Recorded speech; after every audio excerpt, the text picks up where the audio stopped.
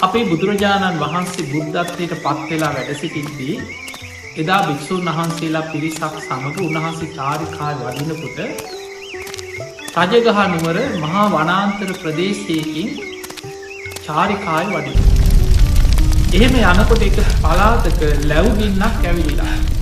මේ ලැව්ගින්න වේගෙන් පැතිරීගෙන හිතාගන්න බැරි වේගෙන් ලැව්ගින්න බුද්ධ ප්‍රමුඛ මහා සංඝයා වඩින පැත්තට මේ ලැව්ගින්න පැතිරීගෙන එන.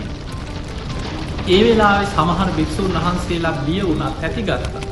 රහතන් වහන්සේලන මේ සාමාන්‍ය ස්වාමීන් වහන්සේලා. උන්වහන්සේලා කියන ස්වාමීන් අපි ඉක්මනට හැරෙමු. අපි ඉක්මනට ආපහුයම්. අපි මේ ගින්නෙන් අනතුරකට පත්වේ. සමහරු ගින්න නිවන්න උපකරන හොයනවා. ගින්න නිවන්නේ කොහොමද කියලා කලබල වෙලා.